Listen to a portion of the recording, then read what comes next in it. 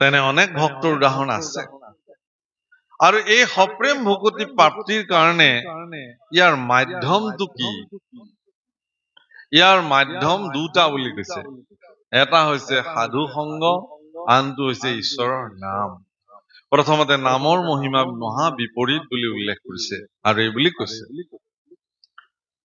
ৰাম ইটো হৰি নাম ধৰ্ম মহাগুজ্যতম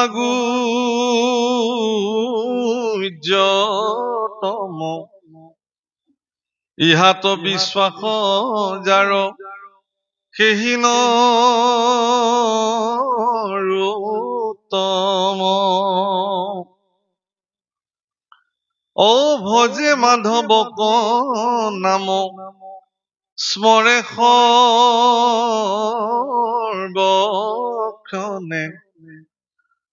ও একেবাৰে সিজে তাৰ তিনি প্ৰয়োজন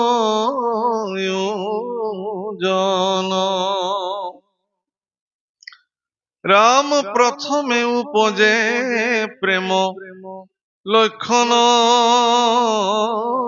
ভকতি গৃহ শৰীৰতো পাছে মিলৈ বিৰকতি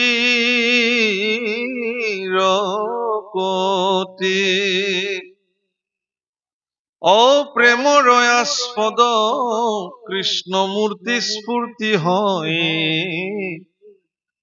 এককালে মিলে আশী সম্পদ ত্ৰিতয়। ইয়াত সেইকাৰণে কলে যে হৰিনামৰ মহিমা একেবাৰে এবাৰ নাম লোৱা ব্যক্তিৰ জীৱনত তিনিটা কাৰ্য একেবাৰে সাধন হৈ গৈ থাকে। ইয়াত উদাহৰণো দিছে, আতিশয় ক্ষুধাৰ্ত ভোজন্তে যেন মতে সিজে তিনি প্ৰয়োজন প্ৰত্যেক গ্ৰাসতে হুৱে তুষ্ট দেহ পুষ্ট ক্ষুধা গুচি যায় প্ৰেম ভকতিৰ ৰাজা শুনা অভিপ্ৰায়। অৰ্থাৎ সপ্ৰেমযুক্ত ভকতিৰ দ্বাৰা ঈশ্বৰৰ নাম যেতিয়া এজন ভকতে লয় তেতিয়া তেওঁৰ জীৱনত একেলগে তিনিটা কাৰ্য সম্পাদিত হৈ গৈ থাকে। প্ৰথম, সপ্ৰেম ভকতি তেওঁৰ হৃদয়ত উৎপন্ন এক। দুই নম্বৰতে তেওঁৰ গৃহ শৰীৰৰ প্ৰতি বিৰক্তি জন্মে আৰু তৃতীয়তে তেওঁৰ হৃদয়ত কৃষ্ণৰ প্ৰেমময় আস্পদ মূৰ্তি স্ফূৰ্ত হয়, মূৰ্ত হৈ যায়। যেনে অত্যন্ত ভোকাতুৰ লোকক যদি খাবলৈ দিয়া হয়, সেই খাদ্য খোৱাৰ পিছত ভোকাতুৰ ব্যক্তিগৰাকীৰ তিনিটা কাৰ্য সাধন হয়। এক নম্বৰতে তেওঁৰ ভোক গুচি যাব, দুই নম্বৰতে তেওঁৰ দেহৰ পুষ্টিতা আহিব, তিন নম্বৰতে তেওঁৰ সোৱাদ প্ৰাপ্তি হ'ব।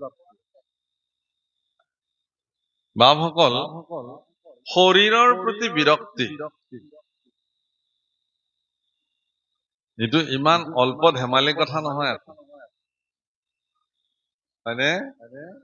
আমি একদম বৃদ্ধাৱস্থালৈকেও শৰীৰটোক ধুনীয়া কৰি ৰাখিবৰ কাৰণে প্ৰয়াস কৰোঁ। কোন সাজ সাজে মোক খুৱাব তাৰ কাৰণে আমি যতনাই সাজ পিন্ধো। কি অলংকাৰ পিন্ধিলে মোক খুৱাব তাৰ কাৰণে আমি যতন কৰো। কেনেকুৱা কসমেটিক ঘঁহিলে মোক ভাল লগা হব তাৰ কাৰণে আমি প্ৰয়াস কৰো। গতিকে শৰীৰৰ প্ৰতি বিৰক্ত হোৱাটো ইমান সহজ নহয়। কিন্তু এই শৰীৰটোৱে আপোনাৰ চকুৰ সন্মুখতে আপোনাৰ অজ্ঞাত হাৰে তিল তিলকে ধ্বংস হবলৈ গৈ আছে, স্খলন হবলৈ গৈ আছে, হৈ আছে, অথচ আপুনি মই গমেই পোৱা নাই। ইটো মাটিৰ ভাণ্ডৰ লেখীয়া, এবাৰ যদি ভাঙি যায় পুনৰ তাক জোৰা লগাব নোৱাৰে। মানৱ দেহা মাটিৰ ভাণ্ড ভাঙিলে হবে খণ্ডৰ খণ্ড। আমি গোৱালপৰীয়া মানুহ যে, সেইকাৰণে আমাৰ মনলৈ এইটো আহি থাকে, হয়নে? আমি একেবাৰে অসমৰ নামনি অসমৰ পশ্চিম প্ৰান্তৰ মানুহ, সেইকাৰণে আমাৰ আপোনালোকৰ নিচিনা ইমান সুমধুৰকে কথা কবলৈও আমি নাজানো মানে আপোনালোকৰ কথা বতৰাবোৰ শুনিলে বৰ ভাল লাগে উজনি অসমৰ আমাৰ নামনি মানুহে ভাল পায় যেনে আমাৰ নামনি মানুহে ভাষাটো খুব চমুৱাই থৈ দিয়ে আৰু কিন্তু আপোনালোকে বৰ ধুনীয়াকে কয় কাৰণে উজনি অসমৰ মানুহৰ কথা শুনিবলৈ আমাৰ মানুহে ভাল পায় আমিহে কবলৈ নাজানো তেনেকে তাৰ কাৰণে যদি কওঁতে কিবা যদি কৰবাত দুখ হয় আপোনালোকে মৰিখন নকৰিব মানব দেহা মাটিৰ ভাণ্ড ভাঙিলে হবে খন্দৰ খন্দ ভাঙলে দেহা জোড়া মিলবে না এটা মাটিৰ নিৰ্মিত ঘট এটা সি যদি কেনেবাকে ভাঙি গল ই আকৌ জোড়া নালাগে তাক আকৌ একদম গুড়া কৰি মাটিতে মিলাই দিব লাগিব তাৰ পিছত আকৌ যদি কুমাৰে ভাবে যে মই আকৌ ইয়াক গঢ় দিম তেতিয়াহ'লে আকৌ প্ৰক্ৰিয়া বেলেগ হ'ব অৰ্থাৎ এই শৰীৰটো এটা মাটিৰ ভাণ্ড ই ভাঙিলে আৰু জোড়া নালাগে কিন্তু আমিবোৰে এইটো অনুভৱ কেতিয়া কৰিম সেইকাৰণে প্ৰতিমা পাণ্ডে বৰুৱা বাইদেৱে গাই গৈছে একবাৰ হৰি বলো মন ৰচনা আৰে মানব দেহেৰ গৈৰব কইৰ না একবাৰ হৰি বল মন ৰচনা ৰচনা মানে জিভা হে জিভা তই এবাৰ ৰাম বুলি চোৱাচোন নহলে জিভাখন ৰসৰ সাৰক অৰ্থাৎ ৰস নিৰ্বাচন কৰিবলৈ জিভাতকে আৰু কোনো নাই সুন্দৰকে ৰসক মানে ৰসৰ বিশ্লেষণ কৰিব জানে মিঠা টেঙা জ্বলা নিমখীয়া সোৱাদ এইবোৰ সব জিভাই জানে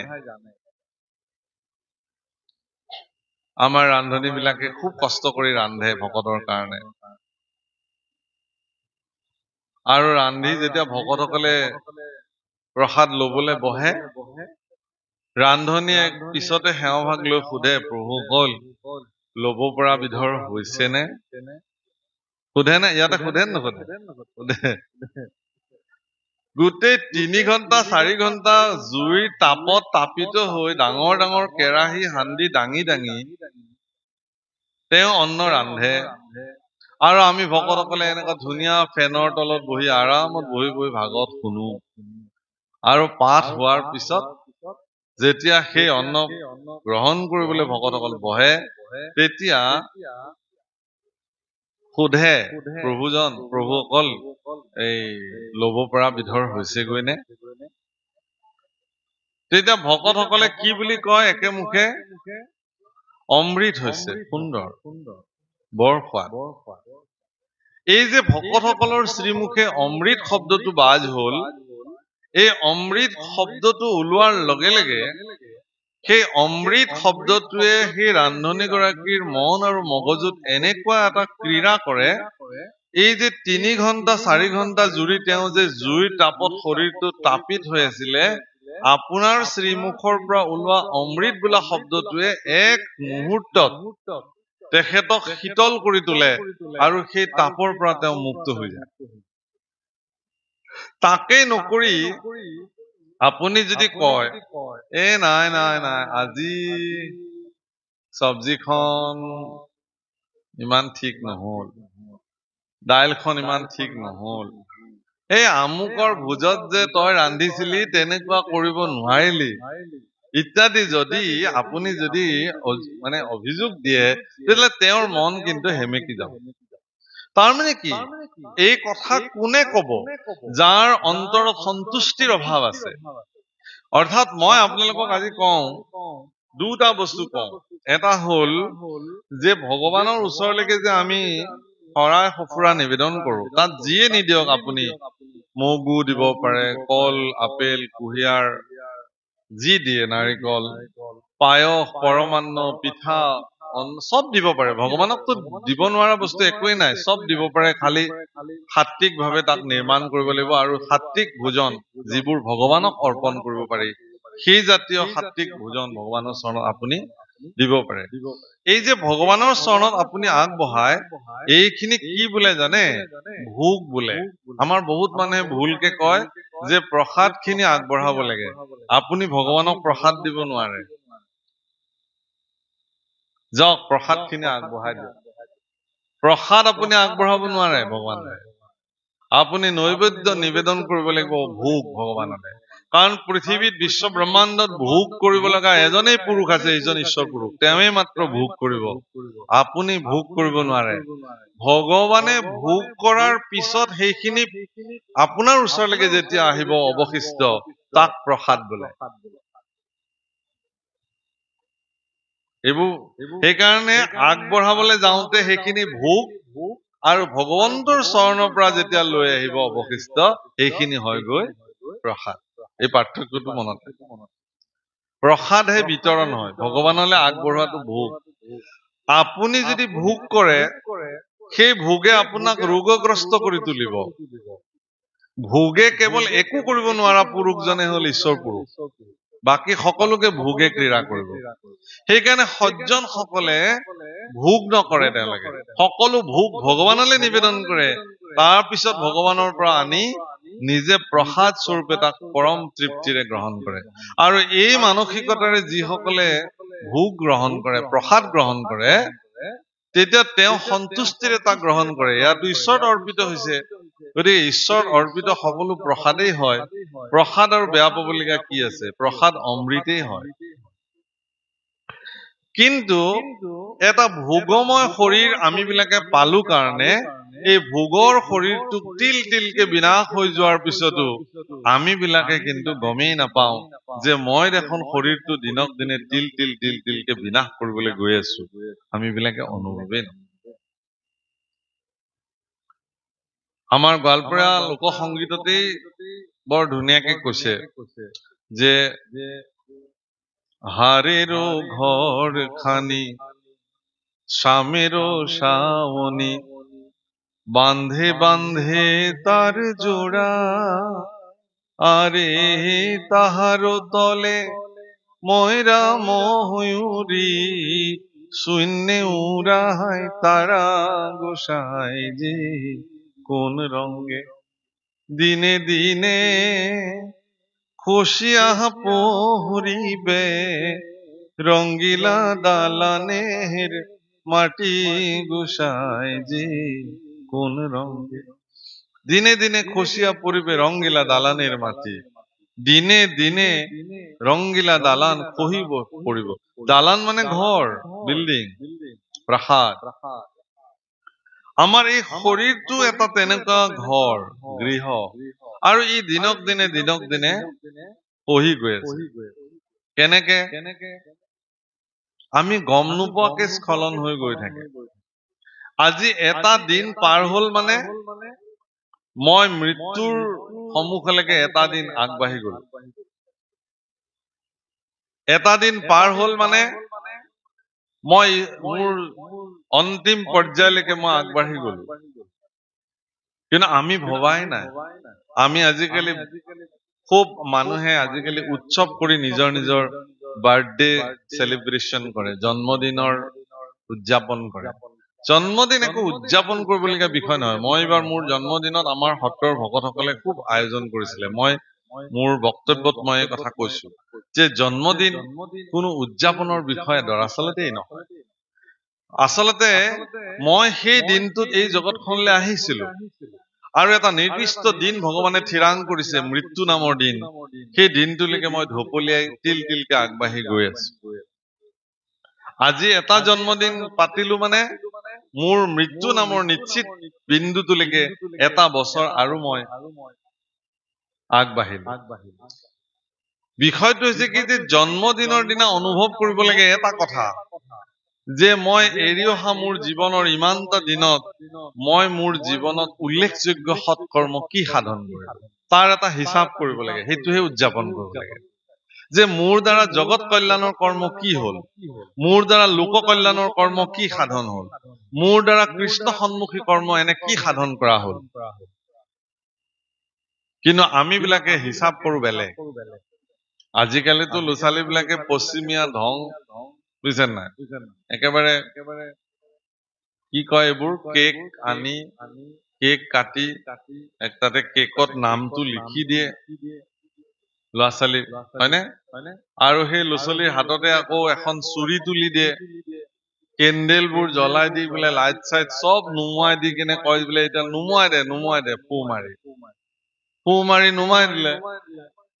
নুমাই দি আৰু সেই সময়তে আকৌ নিজৰ নামটো প্ৰতীকী অৰ্থতো য'ত নিজৰ নামটো লিখিছে সেইটো তেওঁৱে হয় প্ৰতীকী, নিজেই নিজক টুকুৰা টুকুৰিকে কাটিলে আৰু অঙহী বঙহী খোৱালে বিলাই। আচ্ছা, এইটো কৰ পদ্ধতি আমাৰ আছিলে জানো? মোৰ ভাদ মাহত জন্ম প্ৰভুসকল, আমি সৰুৰ পৰা এটা বস্তুৱে দেখিছো, আমাৰ মাহঁতে বোলে তই অমুক দিনা জন্ম হৈছিলে, আমাৰ ঘৰলে 2-4জন ভকত আমন্ত্ৰণ কৰে ভাদ মাহ বুলি, আৰু আমাক ৰাতিপুৱাই মানে সাজু হবলৈ দিয়ে আৰু ধুতি এখন মেৰমৰাই থৈ দিয়ে খালী গায়ে, আৰু যিমান ভকত ঘৰলে সেইদিনাখন আহে পদূলিতে সকলোকে চৰণ ধুৱাই দিবলৈ দিয়ে, যি কয় তাকে শুনি থাকো। বোলে এইবোৰ আমি এইটোৱে জানিছিলো যে জন্মদিনৰ দিনা এইকেইটা কাম কৰিব লাগে, ধুতি পিন্ধি একদম থাকিব লাগে, পদূলিতে ভকতৰ চৰণ ধুৱাই দিব লাগে, আকৌ সেৱা কৰিব লাগে, মাহ প্ৰসাদ খাব লাগে, ঘৰত নাম কীৰ্তন হয়, এয়া। কিন্তু এতিয়া ল'ৰা ছোৱালী বিলাকৰ কি হৈছে যে কেক আনিবা, কেক কাটিম। প্ৰভুসকল, ৰাৱণে যিদিনাখন শেষবাৰৰ কাৰণে অন্তিম যুদ্ধত যাবৰ কাৰণে তেওঁ ৰূপাস্য ভগৱান শিৱৰ ওচৰত গৈ পেলাই তেওঁ যেতিয়া স্তুতি কৰিছিল, তেতিয়া তেওঁ দেখিছিল যে তেওঁ জ্বলোৱা যিগছি অক্ষয় বন্তি শিৱৰ শিৱলিংগত, সেই অক্ষয় বন্তি গৈছে নুমাই গৈছে। আৰু তেতিয়া অহংকাৰী ৰাৱণে শিৱক কৈছিল, মই বুজিলো, তাৰমানে আজিৰ পৰা তুমিও মোৰ সংগ নিদিয়া, সেইকাৰণে চাকি নুমাই দিলা। তাৰ পিছতে যেতিয়া তেওঁৰ পত্নী মন্দোদৰীয়ে হাতত সহস্ৰ বাতি লৈ তেওঁক তিলক লগাই পেলাই যুদ্ধৰ কাৰণে আৰতি কৰি উলিয়াই দিছিল, তেতিয়াও সেই চাকিখিনি নুমাই গৈছিল। অৰ্থাৎ ভাৰতীয় সনাতনী পৰম্পৰা, অসমীয়া সমাজ ব্যৱস্থাত আজিও এই কথা প্ৰচলিত যে জ্বলি থকা বন্তি নুমুৱাটো অমংগলৰ প্ৰতীক, অশুভৰ প্ৰতীক। তেতিয়াহ'লে আপোনাৰ সন্তানৰ জন্মদিনত এনেকুৱা অশুভ কাৰ্য আপুনি কেলে কৰে? কেণ্ডেল নুমুৱাই দিলে, লাইট নুমুৱাই দিলে, অদ্ভুত কাৰ্য। আকৌ সেই খোৱা বস্তুটোকে আমাৰ এটা নিয়ম আছে যে উচিষ্ট, আমি চবেই চবৰ উচিষ্ট খাব নালাগে, আমি নাখাওঁ। ভুলতো কনিষ্ঠজনৰ উচিষ্ট জ্যেষ্ঠজনক কেতিয়াও দিব নালাগে, ৰৌ নৰকগামী হয়। কেতিয়াও শিষ্যৰ উচিষ্ট ভুলক্ৰমেও গুৰুৱে খাব নোৱাৰিব।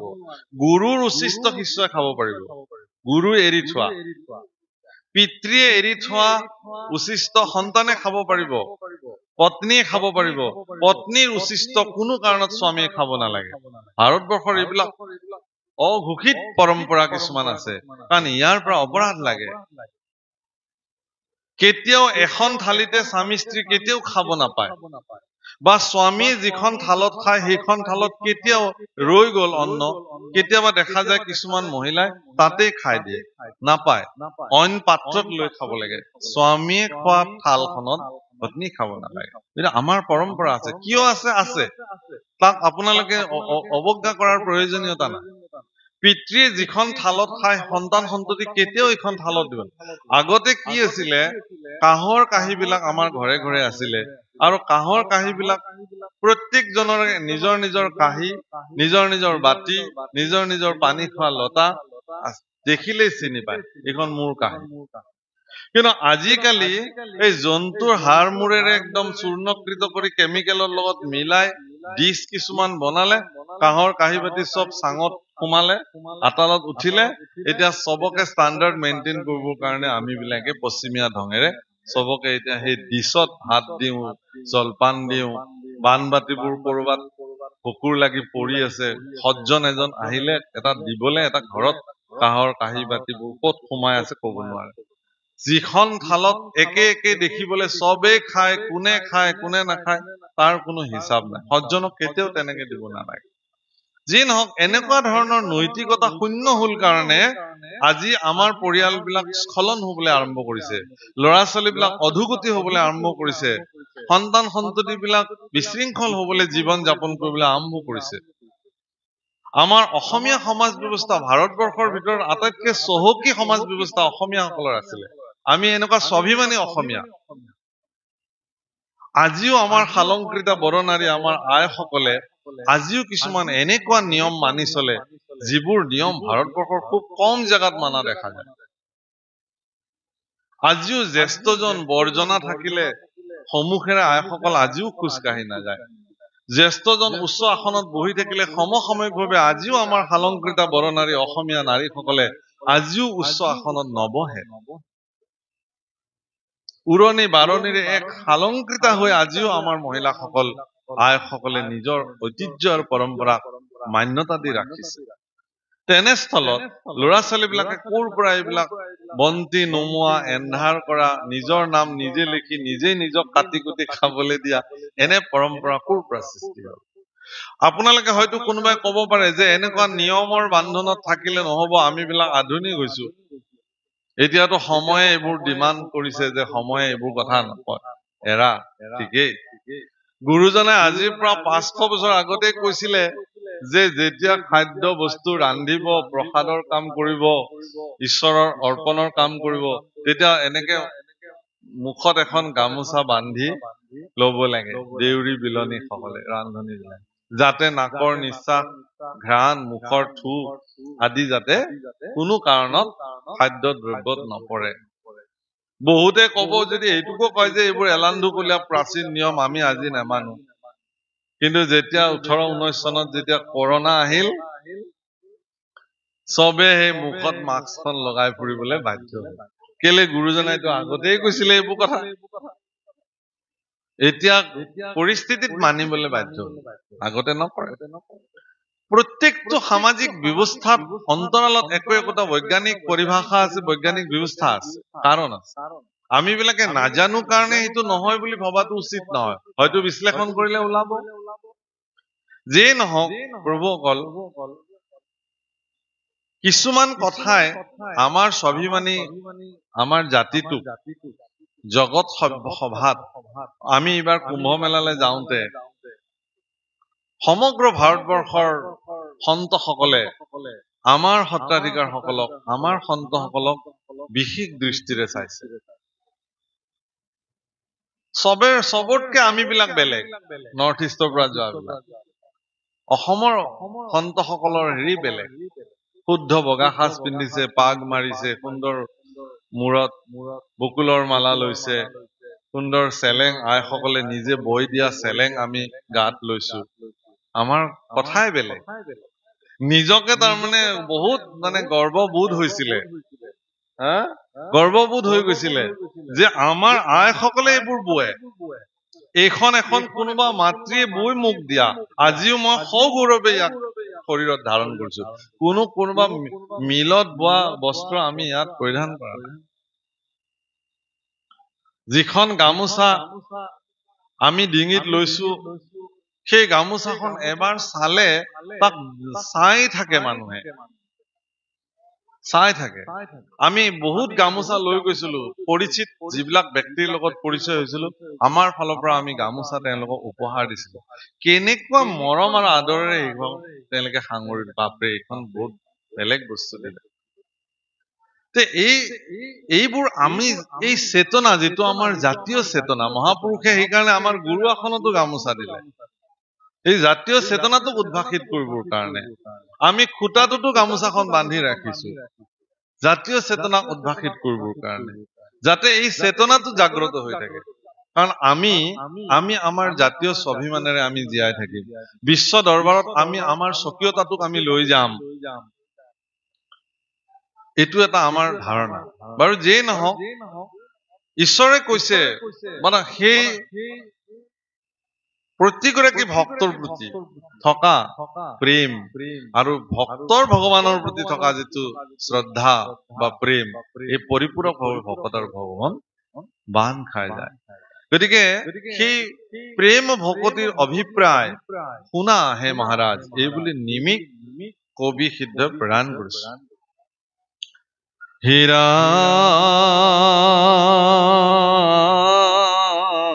মৰা অল্প ভকতিত হুৱে প্ৰেম অতি পুষ্ট, কিঞ্চিত ভোজনে যেন কিছুমান তুষ্ট, হেৰাম উপজে পৰম প্ৰেম একান্ত ভজনে, মিলে মহা তুষ্ট যেন প্ৰচুৰ ভোজনে, প্ৰেম ভাবে হিমতে একান্ত ভজন্তে, পৰম প্ৰসাদ পাৱে মাধৱত হন্তে। প্ৰচুৰ পৰিমাণে আপুনি যেতিয়া ঈশ্বৰৰ নাম লব, সপ্ৰেম ভকতিৰে ভগৱানৰ ওচৰত কান্দিব, আপুনি সিমান আনন্দিত হব আৰু আপোনাৰ সেৱাৰ প্ৰতি ভগৱানো সিমান সুপ্ৰসন্ন হ'ব। ই নিৰ্ণয় কৰিছে প্ৰভুকল। মহাৰাজ নিমিক নৱসিদ্ধ এই কথা কোৱাৰ মূল কাৰণ এইটোৱেই, যাতে এই কথাই আপোনাৰ মোৰ নিচিনা মনুষ্যসকলক মনুষ্যত্বৰ কৰ্ম সাধন কৰিবৰ কাৰণে যাতে প্ৰেৰণা পাওঁ। কাৰণ অন্যান্য জীৱৰ তুলনাত মানুহ বিলাকৰ পাৰ্থক্য আছেতো। অন্য জীৱৰ ধ্বনি আছে, আমাৰ বাণী আছে। অন্য জীৱবিলাকে পৃথিৱীৰ লগত অনুভূমিক দিশত থিয় হয়, আমি মানুহ বিলাকে পৃথিৱীক প্ৰত্যাহ্বান জনাই সম্পূৰ্ণ উলম্ব দিশত আমি বিলাকে থিয় হওঁ, স্বতন্ত্ৰ হওঁ। মনুষ্যসকলৰ সকলো বাক্য বচন ঈশ্বৰক ভজন কৰিব পৰা সকলো সামৰ্থ্যৰে মানুহ পৰিপুষ্ট। তাৰ পিছতো যদি ভগৱানক ভজনা নকৰে, তেতিয়াহ'লে সেই মনুষ্যসকলৰ জীৱন দৰাচলতে ব্যৰ্থ। হে ৰাম হুৱে চিত্ত শান্ত গুছে বিষয় ব্যাকুল, আৰ বিৰকতি ভকতি ঈশ্বৰ মহাজ্ঞান, উপজে ভকতে পাৱে আপুনি প্ৰমাণ। এই তিনিটা বস্তু, বিৰকতি, ভকতি, ঈশ্বৰ মহাজ্ঞান, এই তিনিটা আপোনাৰ জীৱনত আহিল নে নাই আপুনি নিজে নিজে গম পাই যাব। বিষয়ৰ প্ৰতি বিৰক্তি, বিষয়ৰ প্ৰতি বিৰক্ত মানে আপোনাক আৰু এনেকে কোৱা নাই যে আজিৰ পৰা আপুনি খোৱা লোৱা চব বাদ দি দিয়ক, ল'ৰা ছোৱালী আপুনি আজিৰ পৰা ত্যাগ কৰি দিয়ক, এনেকুৱা কথা কোৱা নাই। গুৰুজনাই কিন্তু শাস্ত্ৰত লিখিছে যে পুত্ৰ পৰিবাৰ হবহি অসাৰ, কৰবো কাহেৰি সাৰ। বহুতে কয় যে গুৰুজনাই এইটো কৈ থৈ গৈছে পুত্ৰ পৰিবাৰ অসাৰ, এইবিলাকক লৈ পেলাই কি সাৰ চিন্তা কৰো। কিন্তু গুৰুজনাই কি প্ৰসংগত এই কথা কৈছে? যেতিয়া মহাপুৰুষৰ সন্তান ৰমানন্দৰ জন্ম হৈছিল, তেতিয়া ভকতসকলে বৰ আনন্দৰে গৈ পেলাই গুৰুজনাক খবৰ দিছিল যে হে গুৰুজন, তোমাৰ পুত্ৰ ধন উপজিছে। শব্দটো চাব, পুত্ৰ ধন। আজিও আমাৰ ল'ৰা সন্তান জন্ম হলে মানুহ বৰ আনন্দিত হয়, বা পুত্ৰ ধন, ল'ৰা সন্তান জন্মিলে। কিন্তু মই ভাবো যে কাৰোবাৰ ঘৰত যদি পোন প্ৰথমে ছোৱালীৰ জন্ম হৈছে, তেওঁ ভাগ্যৱান। স্বয়ং লক্ষ্মী তেওঁৰ ঘৰলৈ পোন প্ৰথমে আগমন কৰিছে। আৰু যিখন ঘৰত ছোৱালী নাই, যেন কিবা এটা নাই তেনেকুৱা বোধ হয়। এজনী ছোৱালী আছে মানে ঘৰখনত কিবা এটা আছে। গতিকে আজিও আমাৰ আধ্যাত্মিক বিচাৰত, আজিও আমাৰ কোনো সেইকাৰণে কুমাৰী অৱস্থালৈকে অন্তত ছোৱালীক কেতিয়াও পিতৃক সেৱা কৰিব দিব নালাগে। যেতিয়ালৈকে তুলনি নহয়, পুষ্পিতা নহয়, কন্যাকাল নহয়, তেতিয়ালৈকে অন্তত কন্যাক কেতিয়াও পিতৃক চৰণ স্পৰ্শ কৰিব দিব নালাগে। উভতি পাৰিলে পিতৃয়ে তেওঁক দেৱী স্বৰূপে প্ৰণাম জনাব লাগে। কিন্তু সন্তানক সৰুৰ পৰাই পিতৃৰ চৰণ স্পৰ্শ কৰিলে, ল'ৰা সন্তান যদি হয়, পুত্ৰ সন্তান হলে সৰুৰ পৰাই পিতৃৰ চৰণ স্পৰ্শ কৰাৰ মানে শিক্ষা, নৈতিক শিক্ষা তেওঁক প্ৰদান কৰিব লাগে, কিন্তু ছোৱালীক নালাগে। আপুনি চাব আমাৰ বিবাহ বিধিত এটা ব্যৱস্থা আছে। যেতিয়া ছোৱালীগৰাকীক বিবাহ দিয়া হয়, এজন পুৰুষক হাতত পানী গ্ৰহণ বুলি কয় যিটো, ল'ৰাৰ আচলতে সোঁ হাতখনত ছোৱালীৰ সোঁ হাতখন পিতৃয়ে নিজ হাতে তুলি দিব লাগে, এইটো পানী গ্ৰহণ বোলে। তাৰপিছত শৰীৰ স্পৰ্শ বুলি বস্তু এটা আছে, তাৰপিছত সপ্তপদী গমনৰ পিছত বিবাহ সম্পাদিত হৈ যায়। এতিয়া সেই পানী গ্ৰহণ এই কাৰ্যখিনি সম্পাদিত হোৱাৰ পিছত ছোৱালীজনী পিতৃৰ পৰা সেই পুৰুষজনৰ অধীনলৈ গুচি যায়, আৰু তেতিয়া পিতৃয়ে ছোৱালীজনীৰ প্ৰতি হাতযোৰ কৰি এটা বাক্য কব লাগে।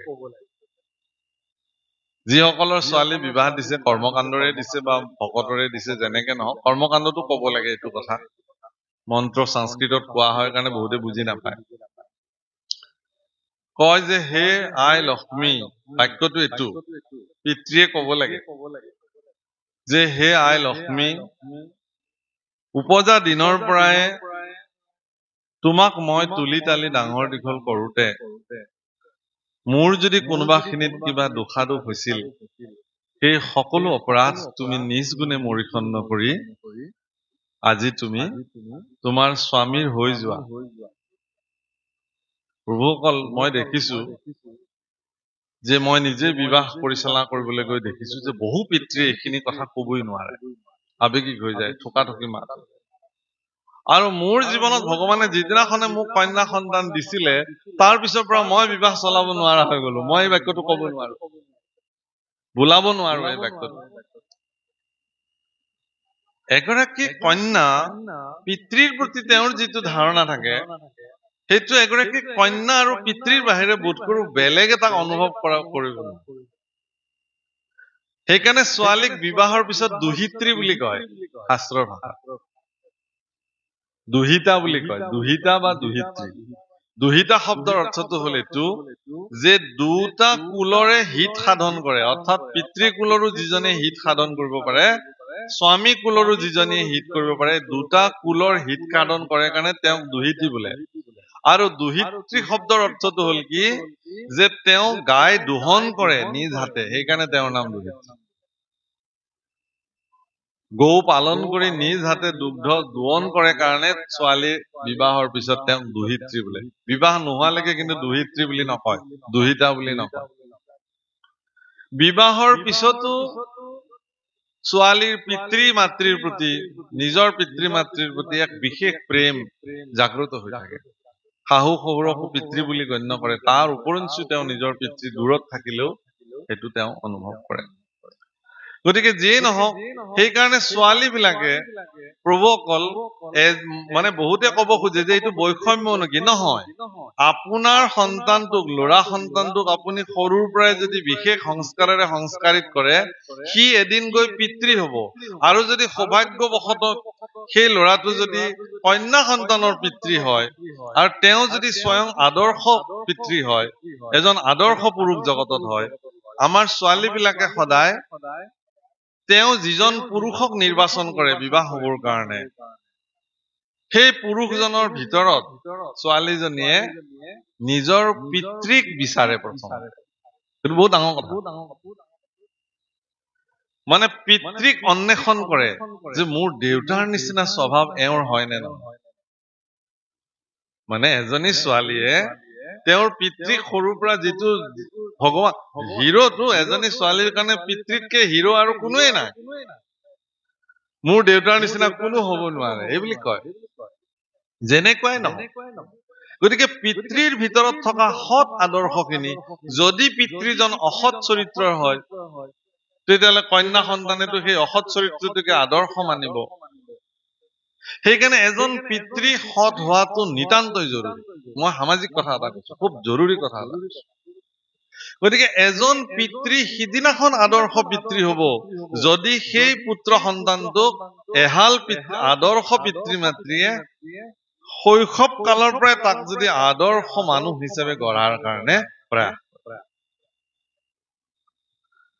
এজনী ছোৱালীক সংস্কাৰিত কৰাটো পিতৃ মাতৃৰ কৰ্তব্য কাৰণ কিয় যে তেওঁ ঘৰখনৰ সংস্কাৰটো লৈহে এখন পৰ ঘৰলৈ যাব যদি ঘৰখনতে তেওঁ সেই সংস্কাৰটো নেপায়গৈ তেতিয়াহ'লে তেওঁ স্বামীৰ গৃহত গৈ পেলাই কি সংস্কাৰ প্ৰতিষ্ঠা কৰিব তেতিয়া তেওঁ আনৰ পৰা অৱহেলিত হৈ যাব আৰু পিতৃ মাতৃক দোষাৰোপ কৰিব মানুহে যে ছোৱালীজনীকনো একোৱেই নিশিকালেনে কিন্তু ছোৱালীজনীৰ প্ৰয়োজনীয় যিখিনি সামাজিক ব্যৱস্থা সেইখিনি যদি শিকোৱা হ'লহেঁতেন তেতিয়াহ'লে তেওঁ পৰ ঘৰত গৈও সকলোৰে প্ৰিয় পাত্ৰী হ'ব যে বৰ সুন্দৰ আদৰ্শৱান ছোৱালী সুন্দৰ ব্যৱহাৰ সুন্দৰ আচৰণ সেইকাৰণে হে প্ৰভুসকল আইসকল বহুতে প্ৰশ্ন কৰে যে নামঘৰলৈ আহিলো এই ভাগৱত শুনিলো ঈশ্বৰ ভজিলো কি লাভ হ'ব ইয়াৰ পৰা কি ইয়াৰ পৰা মই সেইকাৰণে কওঁ যে ভাগৱত হ'ল এখন জীৱন শাস্ত্ৰ জীৱনটো কেনেকে পৰিচালিত কৰিব লাগিব তাৰ এক তথ্য ভাগৱতে প্ৰদান কৰিছে আপুনি কেনেকে মনুষ্য জীৱনক সাৰ্থক কৰিব তাৰ এক তথ্য ভাগৱতে প্ৰদান কৰিছে সংসাৰ ক্ষেত্ৰত কেনেকে এহাল দম্পতি প্ৰৱেশ কৰিব তাৰো তথ্য ভাগৱতত প্ৰদান কৰিছে মই ভাবো যে কোনোবা সন্তানে যদি সি ছোৱালী হওক বা ল'ৰাই হওক সংসাৰ তত্ত্বৰ যদি জ্ঞান পিতৃ মাতৃৰ পৰা প্ৰাপ্তিয়ে হোৱা নাই তেতিয়াহ'লে বিবাহ নকৰোৱাই মংগল অবিবাহিত হৈ থকাটোৱে তেওঁৰ জীৱনৰ কাৰণে মংগল কাৰণ এজন পুত্ৰ সন্তানক যদি পিতৃয়ে উচিত শিক্ষা প্ৰদান নকৰে সাংসাৰিক শিক্ষা তেওঁ পৰ ঘৰৰ ছোৱালী এজনী বিয়া পাতি আনি সেইজনী কেনেকে নিজৰ কৰি সামৰি ল'ব তেওঁৰ লগত তেওঁ কেনেকে সংসাৰ কৰিব সেইকাৰণে সংসাৰ তত্ত্বত এহাল দম্পতি কেনেকে চলিব লাগিব তাৰ 116 প্ৰকাৰৰ প্ৰকাৰ শাস্ত্ৰত বৰ্ণনা তাৰ ভিতৰত কিছু মুখ্য কথা আছে যিবোৰ কথা জানিলে এজন ল'ৰাই যদি গুৰুৰ কৃপাত কোনোবা সামৰ্থ্য গুৰুৰ কৃপাত যদি বিবাহৰ পূৰ্বে এই কথাখিনি যদি জানি লয় বা কোনোবা ছোৱালীয়ে যদি তেনেকুৱা সামৰ্থ্য গুৰুৰ শ্ৰীমুখে এই কথাখিনি যদি জানি লয় তেতিয়াহ'লে তেওঁলোকৰ সংসাৰত কেতিয়াও আউল নালাগে লিখি লগাম নিশ্চিত আৰু তাৰ কাৰণে শাস্ত্ৰই গুৰু হিচাপে নিৰ্ণীত হ'ব শাস্ত্ৰ গুৰু উপদেশে জীৱন তেওঁলোকে পৰিচালিত কৰিব কিছুমান আদৰ্শ আমাৰ শাস্ত্ৰই বৰ্ণন কৰিছে দেখুৱাইছে যেনে যিদিনাখন ৰামচন্দ্ৰ গুৰু গৃহৰ পৰা উভতি আহিছিল আৰু উভতি আহি ঘৰত তেওঁলোক 4জন পুত্ৰ ৰৈছিলে তেতিয়া সেই দশৰথে চিন্তা কৰিছিলে যে মোৰ পুত্ৰটো যোগ্য পাত্ৰ হৈ গ'ল গতিকে এওঁলোকক বিবাহ কৰোৱাব লাগে আৰু ৰাজ্যভাৰ দিব লাগে কথামতে কাম কিন্তু সিদিনাখনেই বিশ্বমিত্ৰ আহি ওলাল তেওঁলোকৰ ৰাজসভাত যিখিনি সময়ত গুৰু বশিষ্ঠৰ লগত মহাৰাজ দশৰথে কথা পাতি আছিল সেইখিনি সময়তে আহি পদূলিত বিশ্বমিত্ৰ উপস্থিত হল বুলি কোনোবাই খবৰ দিলে ৰজা দশৰথে ক'লে যে মহামুনি বিশ্বমিত্ৰক পৰম সাদৰেৰে তেওঁক লৈ আহিব লাগে মোৰ কক্ষলৈ তেতিয়া গুৰু বশিষ্ঠই ক'লে যে হে মহাৰাজ মই তোমাক আজি এটা কথা কওঁ এই যে বিশ্বমিত্ৰ আহিছে এওঁ পৰম শক্তিশালী ব্ৰহ্মজ্ঞ ঋষি বেদজ্ঞ উচ্চ কোটি ব্ৰাহ্মণ গতিকে এই বিশ্বমিত্ৰ তুমি নিজে গৈ আদৰি অনাটোহে জৰুৰী গুৰু শিক্ষা দিছে মই গুৰুৰ প্ৰয়োজনীয়তাটো কৈছো গুৰুটো মনে মনে থাকিব পাৰিলেহেঁতেন বাপৰে ৰজাই আজ্ঞা কৰিছে মইনো কিয় কওঁ কিন্তু সেই চক্ৰৱৰ্তী ৰজা দশৰথকো গুৰুই কৈছে যে নহয় তুমি নিজে গৈ লৈ আহা অকল লৈ আহা নহয় তুমি খালী ভৰিৰে মুকুট নিপিন্ধাকে গৈ ব্ৰহ্ম ঋষি বিশ্বমিত্ৰৰ চৰণ ধুৱাই আদৰি সাদৰি নিজে লৈ আহা আৰু গুৰুৰ বাক্য শিৰোগত কৰি দশৰথে খালী ভৰিয়ে পাদুকা বিহীন পাদ ত্ৰাণ থৈ খালী ভৰিৰে তেওঁ সিংহদ্বাৰলৈকে গৈছে ভৃংগাৰৰ জলেৰে গুৰু বিশ্বমিত্ৰৰ চৰণ ধুৱাইছে চৰণ পাদুদক শিৰত অভিষেক কৰিছে পুষ্পাঞ্জলি চৰণত অৰ্পণ কৰিছে আৰু পাদ্যে অৰ্ঘে গন্ধে ধূপে তেওঁ লৈ আহিছে ৰাজসভালৈ আৰু নিজৰ সিংহাসনখনত বহুৱাইছে। আচৰিত কথা। বহুৱাই ৰজা দশৰথে তলত বহিছে, মাটিত ভূমিত আসন লৈছে। লৈ বিশ্বমিত্ৰৰ চৰণত শিৰ থৈ প্ৰণিপাত নিবেদন কৰি কৈছে যে হে গুৰুদেৱ, তুমি বাৰু কেলে ইমান কষ্ট কৰি মোৰ ৰাজ্যলৈ আহিলা? এই দাসক এটা মাত্ৰ খবৰ দিয়া হলে মই নিজে আপোনাৰ আশ্ৰমত উপস্থিত হলোহেঁতেন।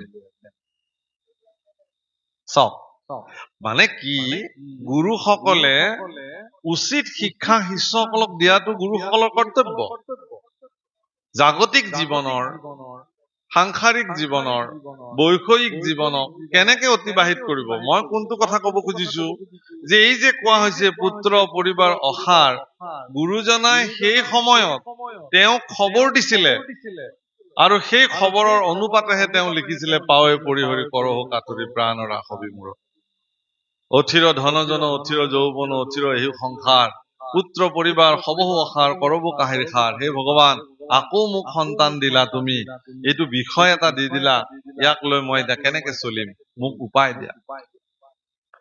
অসাৰ তেতিয়া হব আপোনাৰ সন্তান যদি আপোনাৰ সন্তান আপোনাৰ অবাধ্য হয়। সিদিনাখন আপোনাৰ সন্তান অসাৰ, আপুনি লিখি লওক, মনত আঁকি লওক কথাকেইটা।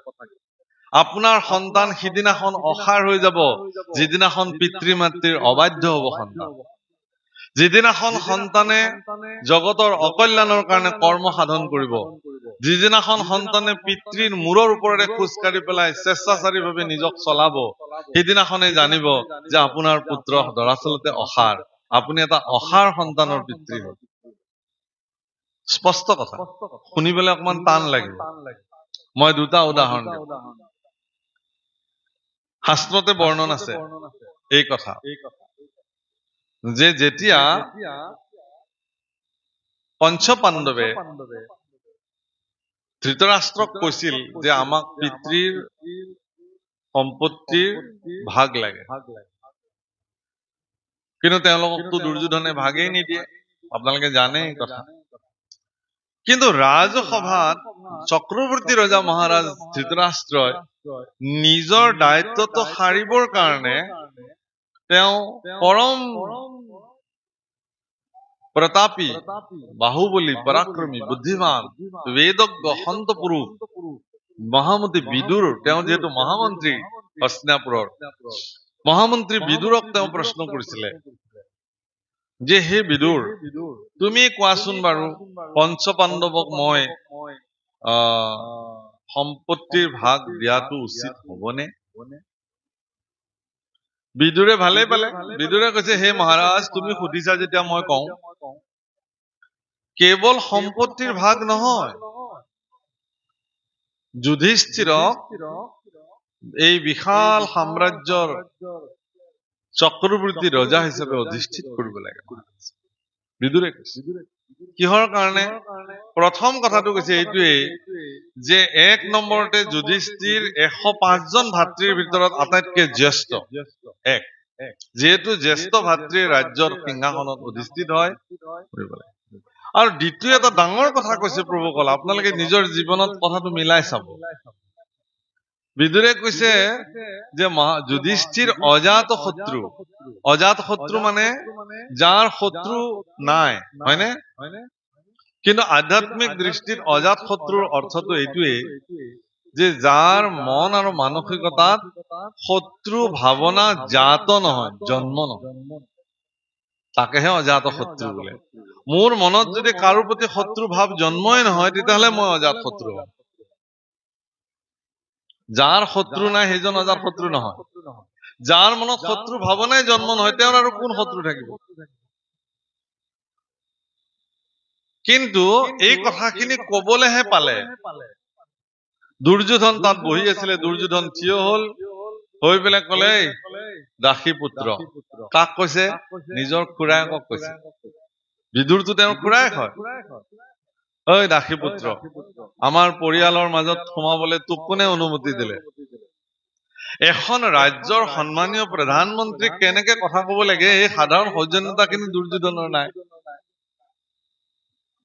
নানানটা অশালীন ব্যৱহাৰ কৰিছে আৰু সদু শেষত কি বুলি কৈছে যে এই বিদুৰক এই মুহূৰ্ততে তেওঁৰ সমস্ত সম্পত্তি মান মৰ্যাদা কাঢ়ি লৈ ৰাজ্যৰ পৰা বাহিৰ কৰি দিব লাগে গতিয়াই গতিয়াই কথা মতে কাম সৈন্য সামন্ত সাজু হৈ গৈছে বিদুৰে কৈছে যে হে দুৰ্যোধন তুমি মোক বৰ উপকাৰ কৰিলা দৰাচলতে এই ৰাজ্যৰ প্ৰধানমন্ত্ৰীৰ দায়িত্বত বহি মোৰ জীৱনৰ বৰ ডাঙৰ বোজা এটা হৈ আছিলে গতিকে আজি এই বোজাটোৰ পৰা তুমি যিহেতু মুক্ত কৰিলা মহাৰাজ ধৃতৰাষ্ট্ৰই যদি মোক এবাৰ মাত্ৰ অনুমতি দিয়ে তেতিয়াহ'লে মই নিজ ইচ্ছাত মই এই ৰাজ্য এৰি গুচি যাম মোক কোনেও ৰাজ্যৰ বাহিৰ কৰি দিবই নালাগে বিদুৰ গুচি গ'ল তাৰমানে নিজৰ খুৰাকক কেনেকে ব্যৱহাৰ কৰিব লাগে এই কথা তেওঁ নাজানে এতিয়া মই দ্বিতীয়টো উদাহৰণ দিছো কুৰুক্ষেত্ৰ যুদ্ধ আৰম্ভ হৈছে মুখামুখিকে সেনা আপোনাৰ ধৃতৰাষ্ট্ৰই সুধিছে ধৰ্ম ক্ষেত্ৰে কুৰুক্ষেত্ৰে সমবেতা যুযুৎসৱঃ মামোকাহ পাণ্ডৱ শৈব কিম অকুৰ্বত সঞ্জয় গীতাৰ প্ৰথম শ্লোক আপোনালোকে জানে ধৃতৰাষ্ট্ৰ উবাচ ধৃতৰাষ্ট্ৰই কৈছে যে মোৰ পুত্ৰ আৰু পাণ্ডৱসকলে এতিয়া কি কৰিছে হে সঞ্জয় তুমি মোক কোৱা তাত বৰ্ণন হৈছে দুপক্ষ যেতিয়া থিয় হৈছে তেতিয়া পোন প্ৰথমে মহাৰাজ যুধিষ্ঠিৰে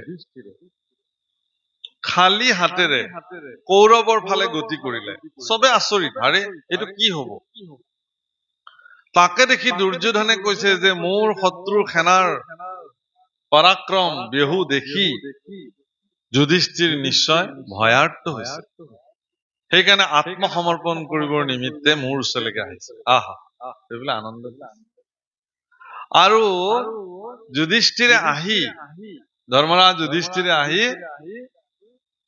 পোন প্ৰথমে পিতামহ ভীষ্মৰ চৰণত প্ৰণিপাত জনাইছে জনাই কৈছে যে হে পিতামহ তুমি আমাৰ বংশৰ আটাইতকৈ বয়োজ্যেষ্ঠ মই তোমাৰ ওচৰত এই কাৰণে আহিছো যে আজি মই মোৰ জীৱনৰ এক ডাঙৰ সিদ্ধান্তত উপনীত হৈছো যে মই এখন বিশাল সমাৰোহত ভাগ লবৰ কাৰণে মানে যুদ্ধৰ সমাৰোহত ভাগ লবৰ কাৰণে প্ৰস্তুত হৈছো এখন সমৰ যুদ্ধ কুৰুক্ষেত্ৰ যুদ্ধ গতিকে তুমি মোক আশীৰ্বাদ কৰা যাতে মই এই যুদ্ধখনত বিজয় সাব্যস্ত হ'ব পাৰো কাক কৈছে এইটো কথা কুৰু সৈন্যৰ যিজন সেনাপতি মুখ্য সেনাপতি পিতামহ ভীষ্ম আৰু পিতামহ ভীষ্মই কি কৰিছে জানে লগে লগে দুহাত ওপৰলৈ তুলি আশীৰ্বাদ দিছে বিজয় ভৱ পুত্ৰ বিজয় ভৱ পুত্ৰ বিজয় ভৱ এনেকে তিনিবাৰ কৈছে